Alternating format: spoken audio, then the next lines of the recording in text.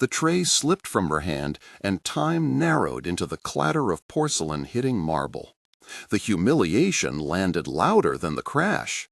What no one knew in that moment was that the sound set off a chain that would expose a corporate theft and force a reckoning across neighborhoods and boardrooms. Subscribe now to follow every twist. The restaurant smelled of garlic and lemon oil, cheap coffee, and the faint, expensive perfume someone tried to hide under a winter coat. Light from a neon sign cut the window into rectangles of street traffic. Waitresses moved with practiced economy, shoes whispering on tile, while a violin playlist tried to make the room polite. Jenna Morales, 28, kept her hair in a loose bun and her hands steady even when her chest answered with a small animal panic. She had learned how to keep control for years and to smile at the people whose wealth made her shift into the background. A customer at table 12 reached out and, with a voice that wanted to be remembered, called her an insult that named her as less than. Someone laughed. Her boss cleared his throat. She heard the word she had been trying to bury for 4 years: a scientist. How had a single table found the part of her life she wanted to hide? Jenna had not told anyone in the neighborhood about the patent fight she had lost, nor the emails that vanished from her inbox. Could a spilled plate lead to everything coming undone? This moment could be her last chance to reclaim what was stolen. Jenna had been brilliant in a small lab at a university research park until a merger and a set of contracts had rewritten her authorship out of history. She remembered white tile and the smell of solder, and a winter where the lab heating broke and they all wore extra sweaters as they tested a prototype cell that might have changed battery life for portable devices. At 22, she had presented before investors with a trembling voice and a manuscript in a folder that smelled faintly of printer ink and espresso. The manuscript referenced an algorithm and a physical process that should have translated into a patent. Instead, she woke to a terse letter from the technology company where she had worked. A merger had created a new legal entity, and somehow her name had been omitted from filing pages. She left with bitterness and a bag of textbooks and took shifts to pay rent. Her hands learned other responsibilities, plates and bills, and tender customer complaints. The job at Luca Market Bistro was a day job and a shield. Jenna told herself she could survive as long as she never let anyone connect the waitress with the lab tech who once had offers from an incubator that smelled of citrus cleaning solvent and dry eraser dust. The thought of the name Victor Hargrove, CEO, on the published patent had kept her awake on nights she could not afford the electricity to leave lights on. She could draw the backstory in the margins of a napkin in her own handwriting, the scholarship that took her across a border, the mentors who had used her notes, and the contracts she had signed thinking they protected her. Those margins held a quiet, pulsing grievance that would not die. Victor Hargrove had built a veneer of philanthropy around his companies, polished PR events, and carefully curated quotes. He had given speeches at business schools and sat in panels where he spoke of due diligence and shareholder value. Privately, he had been a strategist who treated reputation as currency and who had legal teams that wrote contracts like safety nets. He grew up the son of a regional supplier and learned early that power came from making other people reliant on you. He had been at the center of a merger that folded a small university spin-out into a multinational. In boardrooms, his voice was calm and his smile was rehearsed. He cultivated a spokesperson who handled tough questions with scripted empathy, and a chief counsel who filed confidentiality agreements that read like silencing rituals. When the patent filed in his company name drew attention, he had the ability to bury an accusation beneath a process review and a private settlement clause, and to point to an expert opinion endorsing the company position. For all his public gentility, there were patterns. Metadata altered to show a later creation date for documents. witness statements that matched the cadence of his PR, payments traced through benign accounts. Those patterns would later be described by legal teams as systematic and by reporters as the kind of corporate maneuver that corrupted science. He believed he was untouchable because he sat at tables with trustees and donors, and because people in his orbit depended on the contracts he controlled. His arrogance was not violent in public, but it was calculated and implacable behind closed doors. The restaurant scene expanded like a pressure point. Jenna steadied the tray, collected herself, and forced a laugh to mask the tremor under her palms. The table with the insult was reserved for corporate types tonight, with a polished bottle of wine standing like a jewel between their plates. At that table sat Elliot Price, a lawyer with a soft linen jacket and a watch that made its presence known in glints. The man who spoke the insult had broad shoulders and a tie the color of old coins. His name appeared on the reservation as Mr. Pendleton. Jenna had set his water down, and he had asked for a clarification about the specials in a tone that suggested he wanted more power than the menu allowed. The insult came after she clarified an order. It lodged in the room and then slid outward. In response, a man at the bar with a leather jacket laughed loudly in a way that felt like mockery. His voice carried an accent and a disdain like someone who enjoyed humiliation as sport. Jenna felt the eyes of every table turn, and in that heat she dropped the tray. Plates clattered. The manager, Rosa, a woman with short hair and a voice with sanding grit, moved like a shield. "We will replace this," she said, and her hands were already on the broken pieces. The cleaning cloth smelled of lemon and disinfectant. Employees circled to help. Jenna bent to pick up shards, the edges scraping under the skin of her palm. Her mouth tasted like metallic shock and regret. The patron who had insulted her smirked as if he had not noticed the tenderness of her motion. The comedy of cruelty did not end at the plate. The man named Pendleton reached into his jacket and with an offhand gesture pulled out a small device that glinted. He said, "You know, some people belong behind counters and some belong behind patents." His tone attempted to be witty, but landed as predatory. He mentioned a university name lightly and then a project code that Jenna had never used in public. The mention made her freeze because it was one of those exact identifiers that had never left the lab until after the merger. Her back tightened. Nearby, a man who had been watching with a quiet intensity offered to pay the bill with a card that had a club emblem embossed in a corner. It was a patch with an unusual shape and the word Hells cut into a curve. Jenna heard a clink of glass from a side table where a crew sat with motorcycle jackets draped over chairs like flags. She did not note them at first beyond the texture of leather and the smell of rain and motor oil. But those men and women were not background. They were listeners. One of them, a large woman with a scar on her knuckle named Mara, later would explain that she ran errands for a motorcycle club, and that evening they had stopped for a late dinner because the city smelled like wet asphalt and because a band's sound check was finishing nearby. The men at the bar sipped beer and watched the room like a pair of slow shutters. Jenna moved through that attention like a swimmer through cold water. "Are you all right?" asked Lisbeth, a co-worker who had tied a napkin into a loose knot around her ponytail. Her voice cut through the hum, and she crouched beside Jenna, offering a wet paper towel that smelled of chlorine and lemon. Jenna nodded and tried to hold a smile that asked to be believed. "I am fine," she said, and her throat closed around the words. The manager, Rosa, touched Jenna on the wrist and said, "Go to the office for a minute," and her hands smelled faintly of coffee and pepper spray because she kept a travel size for herself. In the small office behind the kitchen, the light from a single bare bulb drew a square on the desk, and a fork left a dent in a notepad used for schedules.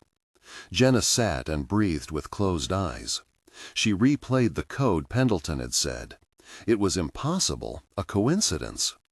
When she opened a drawer to get a Band-Aid, she found a napkin someone had left with a scribbled phone number and a note that read "Support" in shaky handwriting. The handwriting was not hers. She turned it over. The phone number had a local area code and the name Hank scrawled on the corner. Her heart made a small and private leap. Hank would later be Hank Morales, the president of a motorcycle chapter, known in certain circles for a blunt sense of justice.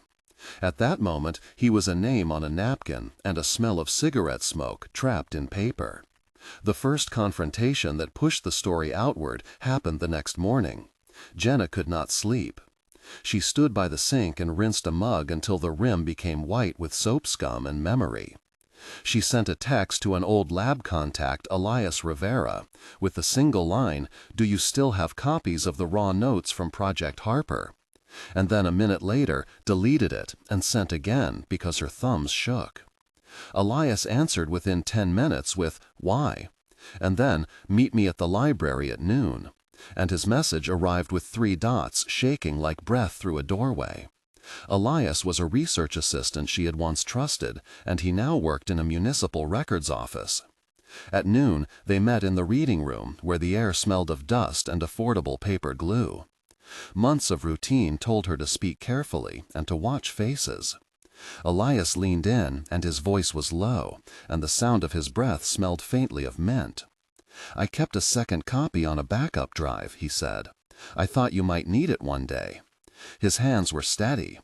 "Why would I need it?" Jenna asked, and she tried not to make a sound, a reaction that might reveal more. She explained about Pendleton at lunch, and he frowned and said, "That is the Hargrove Empire name. They do not throw words like that around without a reason." He told her he had kept file headers and metadata timestamps that traced iterations to the months before the merger paperwork that had removed her name. He explained what metadata was, small invisible records embedded in files that recorded who had edited them and when, and that those markers could not be faked without leaving a trace of change. "We can pull it," he said, "but you have to want to play this game." His eyes searched her face like a lawyer reading a witness. Jenna thought of the plate, the scoff, and the napkin. She wanted to pull the thread that might unravel everything and to call. Up the courage to stand in a room and say the words, "patent theft." It was the first time she let the anger become an action. The investigation stage broadened and took on different textures as Jenna gathered allies. She went to Marcus Reed, a journalist who wrote about corporate misbehavior in a midday cafe that smelled like frying oil and warm pastry. Marcus had a calm cadence and a stack of legal pads. He was skeptical at first until she spread scans and Elias used forensic software on his laptop that hummed like a small fan and displayed metadata lines blinking like traffic lights. Marcus leaned back and said, "If this holds, we have something bigger than one man being rude in a restaurant." He wanted sources and corroboration and asked about contracts and whether Jenna had a signed employment agreement. Jenna had none. She had vague paperwork from student projects and lab notebooks with entries in her handwriting and lines compressed with shorthand. Elias explained the chain of custody for a digital file and how metadata extraction worked, and noted a change in timestamps that suggested backdating and a copy process that left traces of a corporate server uploading at a federal holiday. Marcus said, "We need to corroborate with someone who understands patent filings and who can explain the technical part to readers." He connected them to Alina Park, an intellectual property lawyer who had left a firm due to ethics concerns and who now freelanced for whistleblowers. Alina smelled like bergamot and had a pen that she twirled between fingers. She asked precise questions about algorithms and sample sizes and statistical significance. She explained with patient clarity what a patent required, novelty, usefulness, and disclosure, and how someone could argue a court if they could show prior art and clear timestamps that proved Jenna authored the work. Alina also mentioned due diligence and how shareholders performed reviews during mergers and how omissions often occurred in due diligence processes that were rushed or intentionally superficial. Jenna sat and listened and realized that her life could pivot from a small humiliation to a legal puzzle if they aligned evidence and narrative in a way that a public would understand. At about a third of the way into the days of investigation, a moment arrived when community involvement became crucial, and that is where we pause to ask you something.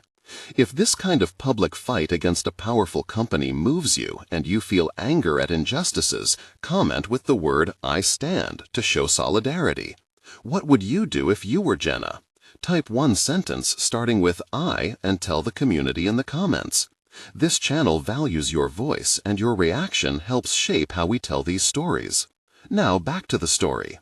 Jenna published a short anonymous tip to a whistleblower forum and watched its reception like someone watching weather change through a window. The post drew attention. Marcus posted a cautious piece that described a pattern without naming names, and the article picked up in a couple of local feed aggregators.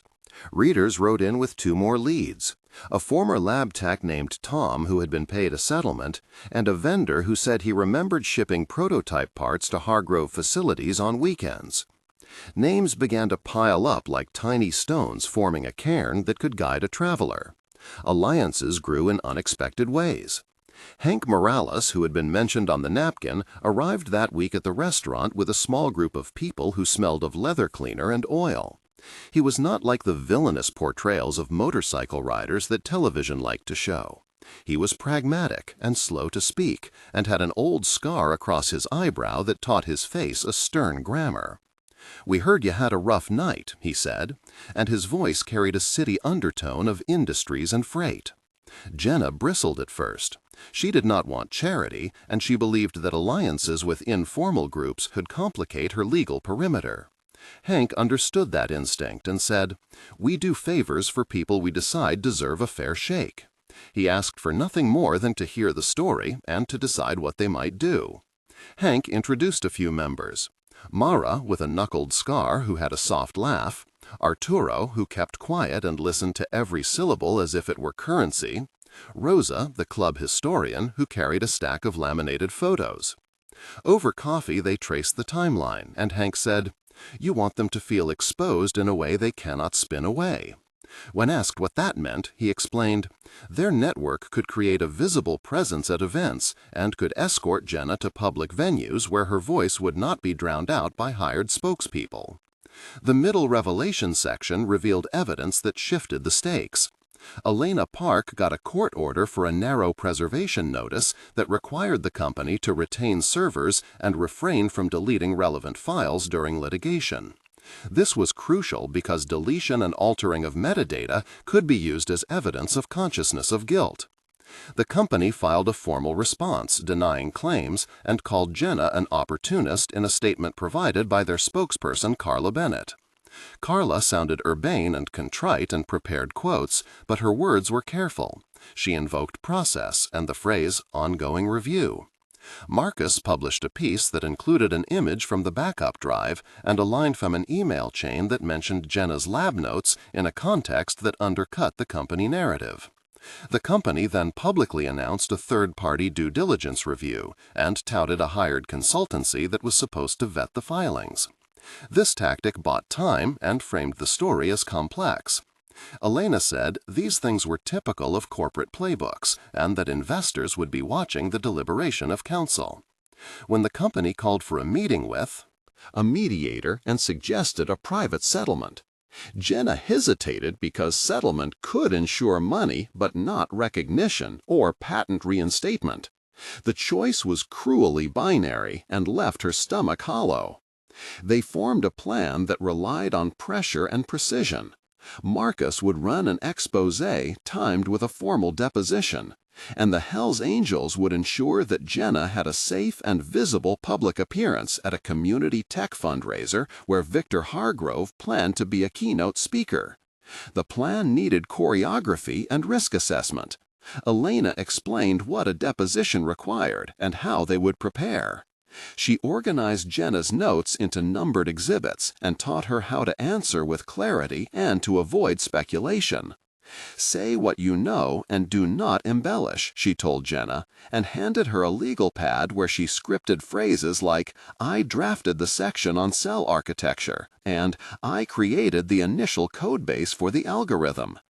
She practiced with Elias acting as opposing counsel, and they ran through objections and speaking points. Each practice session smelled of stale coffee and late nights, and the pages were marked with crossouts and the indent of a pen that had pressed too often. The sense of alliance began to replace the loneliness Jenna had carried. Tension escalated as the antagonist pushed back. Victor Hargrove orchestrated a public rebuttal and scheduled a glossy press event at a hotel that smelled of lemon polish and too much floral arrangement. He stood under soft lights and spoke about innovation and respect for intellectual property, and then hinted at legal action for defamation. His voice was calm, and the cameras liked him. Behind the scenes, he instructed his legal team to file a protective suit seeking an injunction against what he called false allegations. Elena received copies of motion filings that claimed fabricated evidence and fraudulent metadata. Filing papers was part legal chess and part theater. The legal process description that followed explained chain of custody and metadata preservation. A forensic extraction involves creating a bit-by-bit duplicate of a drive and hashing it so that any subsequent change to a single bit would show a different hash. The duplicated image is then analyzed for timestamps, access logs, and file system anomalies.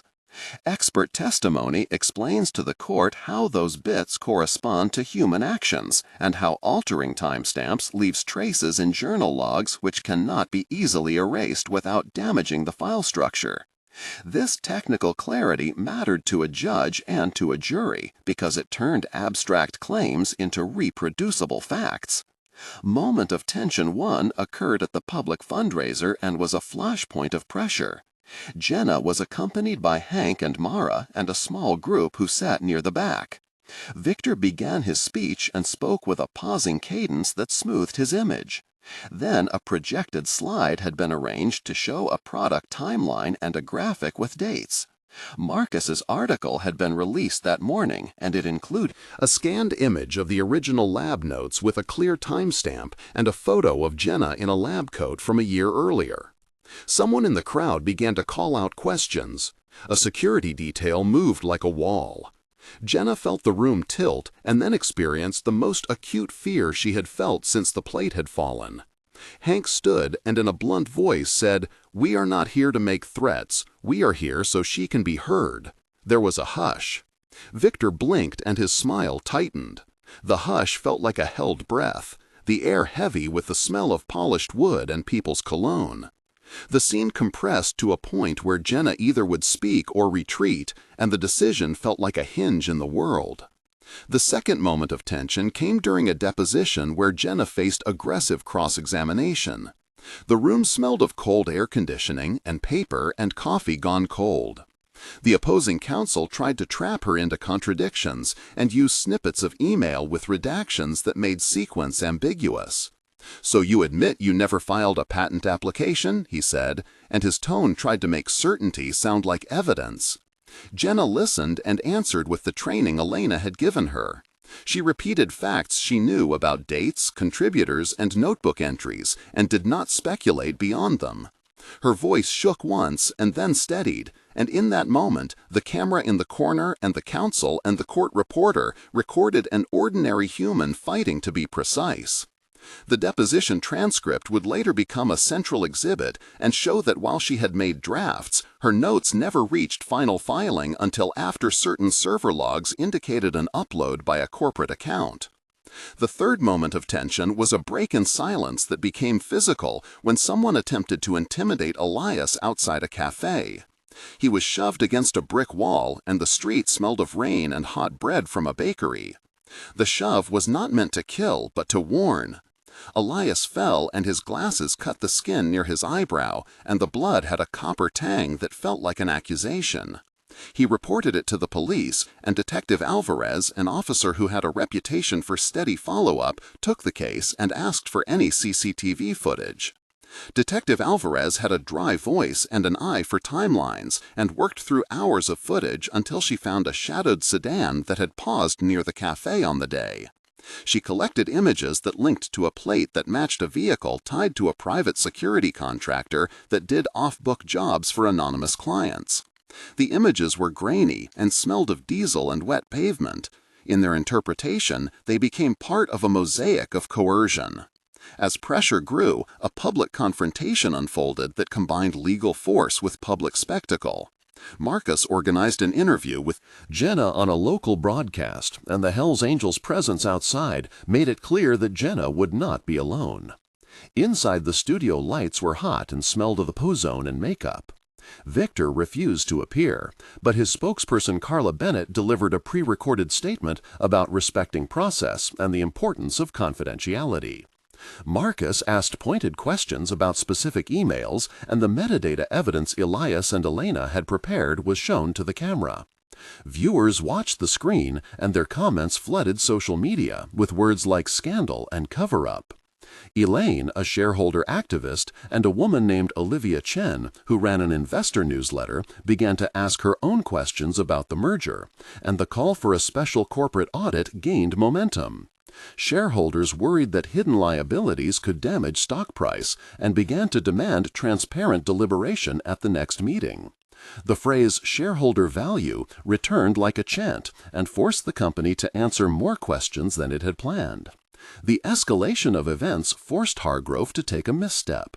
He decided to attend a community event where he hoped to restore optics by hosting a donation discussion to a university he had once funded. The event smelled of new brochures and watered plants. Jenna arranged to be there with Elena and a small group of allies.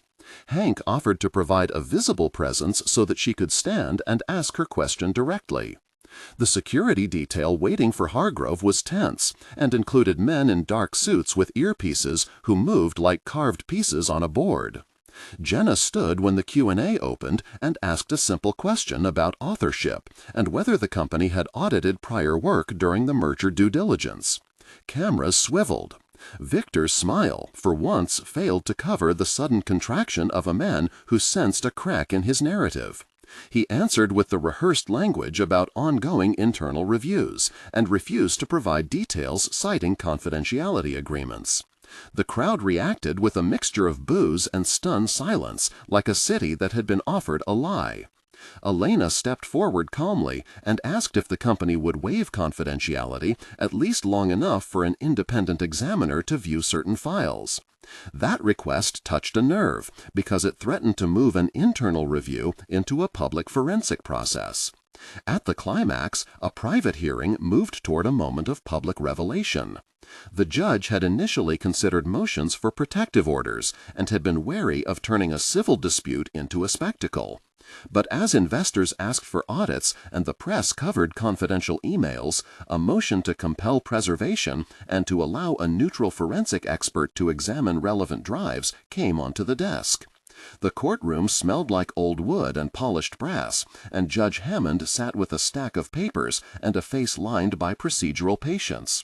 Elena presented the case with meticulous focus and explained that metadata showed anomalies and that a neutral expert could demonstrate patterns of alteration and chain of custody breaches. The company's counsel argued that their forensic team could handle it internally and that confidentiality would be breached by external review. Jenna watched from the gallery next to Hank, who had folded hands that showed a callus where a ring used to sit. The judge asked pointed questions and then paused to consider the burden of proof. After a long, inked sigh, the judge ordered a court-appointed neutral expert to perform a full forensic analysis and to file the report under sealed but reviewable conditions. The order was a small victory, a pathway that might lead to truth. The judge's statement about the public interest in scientific integrity rang like a bell. The forensic report, when it arrived, was methodical and precise, and it left little room for alternative readings. The expert testimony showed altered timestamps and an upload activity pattern consistent with a corporate server initiating a transfer on a federal holiday. The chain of custody documents were incomplete and showed a gap of several days between certain versions of files.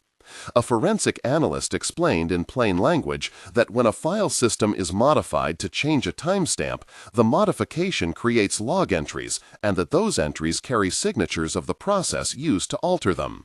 The expert filed diagrams and hash codes and a summary that compared Jenna's notebook entries to the drafts that appeared in the corporate cache.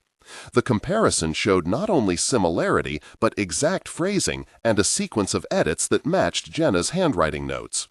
That evidence shifted the narrative in the public imagination from a he said, she said to a pattern of appropriation. Victor Hargrove's response was to sue for defamation and to assert that any procedural oddities were clerical errors.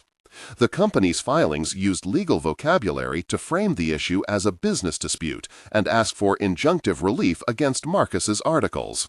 They used the word confidentiality repeatedly and cited contractual obligations. Elena countered with petition motions and sought partial summary judgments to preserve Jenna's right to be recognized as an inventor. Public sentiment turned, and shareholders like Olivia Chen and Elaine demanded a special audit.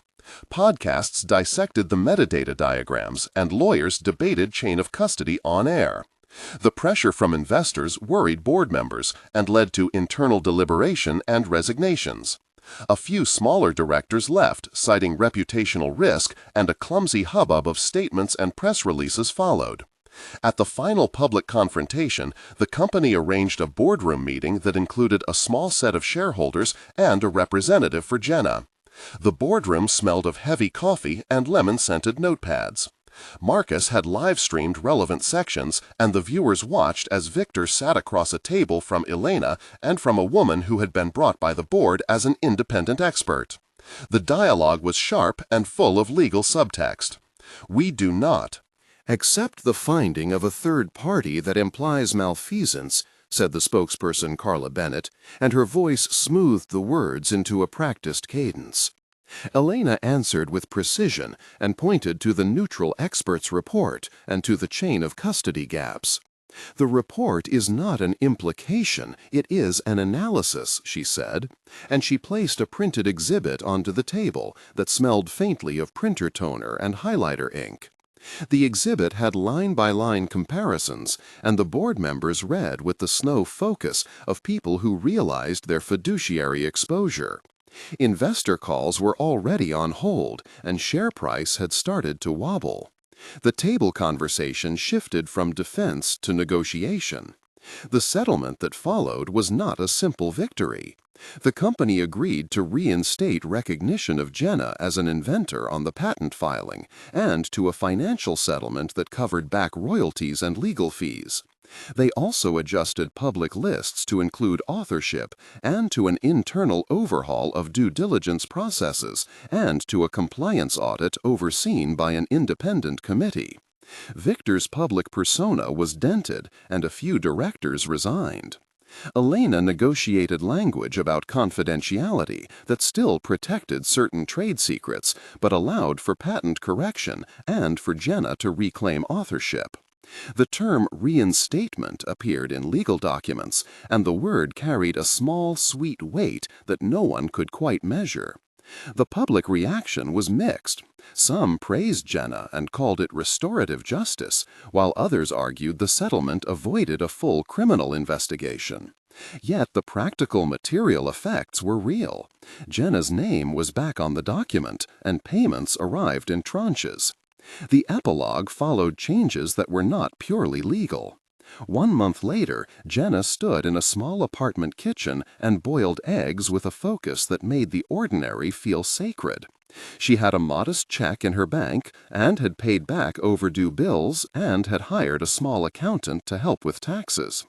The noise in her head had lessened, and she took a phone call from Rosa at the restaurant, who asked if she would consider coming back as a manager given her new visibility. The air smelled like lemon and old enamel pans, and when she looked at a photo of her in a lab coat that Marcus had given her print in a frame, she felt something like reclaimed pride. People from the community had left notes, and a neighbor named Javier had brought her a packet of seeds and said he was proud. Hank called and arranged a small dinner where he toasted to the idea that justice sometimes needed loud friends who rode motorcycles and knew how to show up. Jenna allowed herself a small laugh and a moment of rest. 3 months later, the company announced structural changes. A new compliance officer was hired, and the board had added a committee on scientific integrity. Olivia Chen and other investors had won concessions. More transparent reporting. Jenna was invited to give a guest lecture at the local university where she had once been a student, and the room smelled like chalk dust and warm plastic chairs. She told students about the importance of keeping meticulous notebooks about dates and the architecture of files, and she described metadata in plain terms as a digital fingerprint that could tie a work to a person. Her talk was met with standing applause, and a few people asked to photograph her, and later a lab announced an internship in her name to fund students who were at risk of being erased. She began consulting with Elena on a small nonprofit that helped young researchers understand patents and contracts, and she felt that her bitterness had become a form of fuel for something generative. 6 months later, the narrative had moved further into restoration and complexity. A nominal internal probe at the company had led to a criminal referral from a federal office for possible obstruction of evidence, and the company agreed to a settlement that included an independent monitor and to review prior patent attributions. Victor Hargrove had stepped down as CEO, though he remained a minority shareholder, and his reputation had shifted in articles that described how power can operate quietly and how systems can be weaponized against individuals. Jenna had been offered a fellowship at a technical institute and had chosen to accept a role that combined lab work and public advocacy. She and Elias had co-authored a short guide on preserving research records, and Elena's firm had taken on a set of pro bono clients. Hank and his chapter were invited to a community luncheon where a city council member thanked them for their visible solidarity and for challenging stereotypes about who defends neighborhoods. The days smelled of spring paint and fresh notebooks, and Jenna learned to make stronger coffee and to sleep without a light on. 3 separate moments of tension had left marks. The fundraiser where voices rose made Jenna realize how public pressure can change private power. The deposition taught her that precision under pressure matters more than rhetoric. The shove against Elias showed how risk could be physical and how allies must be ready to shield one another. Each moment had cost something and had demanded strategy and courage. In small ways, these episodes also changed those around her. Marcus found broader audiences, and his reporting fund grew. Elena's reputation as a defender of scientists grew. Elias returned to a steady job and became a coordinator for a researcher support group. Rosa at the restaurant gained new customers who wanted to support a place that had sheltered a fight for justice, and she continued to run a tight kitchen with an apron that smelled of rosemary and espresso. The technical and legal details in the case were explained plainly to the public, and that made a difference. A patent correction involves filing a request with the patent office. This along with evidence showing prior invention and authorship. The office reviews chain of custody for documents, publication history, and corroborating testimony. The judge may order correction when evidence establishes original contribution and when procedural errors or omissions can be remedied. This is not instantaneous, but when paired with forensic metadata, the process gains weight in the eyes of regulators and of the press.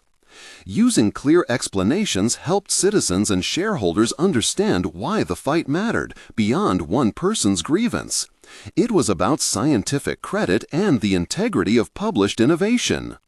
In the end, Jenna did not find everything she had lost, and the settlement was not total moral vindication in some public's eyes.